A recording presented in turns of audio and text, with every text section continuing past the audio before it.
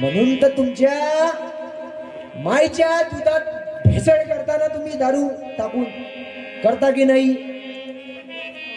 विधवा झालेल्या बाईला विचारावं किती त्रास तिला होते. एका जनीच्या पती दारूमुळे मरण पावला, त्या बाईला जाऊन भेटा दादा. एवढे दुःख तिच्या परिवारात ज्याच्या नाव सांगता काही सोय नाही. एवढे दुःख त्या परिवारात असतात तरी छोटे दारू पितातच पितात. बरं मला सांगा, दारू प्यायची काही पुस्तक आहे का?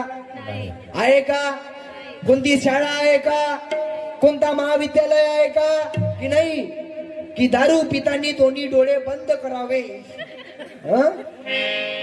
दारू पितानी तुरट लागू नये, कळू लागू नये म्हणून सोबत आपल्या आंब्याचा आचार आपल्या जवळ ठेवावे, रस्त्यानी येतानी थुकत थुकत यावे, वास येऊ नये म्हणून बाबा इलायची वापरावे. याला एक नंबरच्या दारोड्या असे म्हणतात. बरं आहे का पुस्तक? हे आहे का? कोणता विद्यापीठ आहे का दारू प्यायच्या? मी नेहमी दादा कार्यक्रमात सांगतो का जमिनीमध्ये काय पेरा लागते? गहू पेरा लागते. गवत कधी पेरा लागत नाही. दारू पिया हा कोणत्याच पुस्तकात नाही आहे का साहेब? नाही. बरं दारू पिया म्हणून कुठं सांगितलं आहे का? नाही. मला सांगा, ह्या मानव धर्मातच दारूच्या विरोध आहे का? मी दादा सिद्धार्थ तथागत गौतम बुद्धांनी लिहिलेला जो बुद्धांचा मार्ग आहे, त्रिसरण पंचशील अष्टगाथा, त्याचा अभ्यास केला साहेब. त्याच्यामध्ये सिद्धार्थ तथागत गौतम बुद्धांनी सांगितलं आहे की सुरा मेरी मज्ज पमात थाना वेरमणी सिक्का पदम समाधी, म्हणजे दारू पासून सावधान.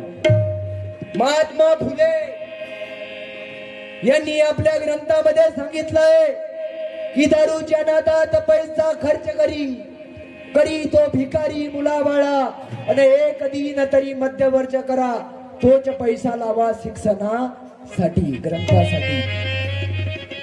कुरान में मोहम्मद पैगंबरम फरमाते हैं कि शराब की एक बूंद इतनी खराब है कि शरीर के यदि कोई भी हिस्से पे अगर गिर जाए, उस शरीर के हिस्से को काट के फेंक दो, इतनी शराब गंदी है. आहे का कुठं चांगली आहे म्हणून लिहिला आहे? कुठं दिला? बरं आहे का? बरं जो मी बोलत आहो तो खोटा आहे की सत्य आहे? सत्य आहे ना. हा मानव धर्मात तोच सांगितला आहे. तिसऱ्या नियमामध्ये अनेक वाईट व्यसन बंद करणे, दारू, टॉनिक, सट्टा, जुवा, लॅटरी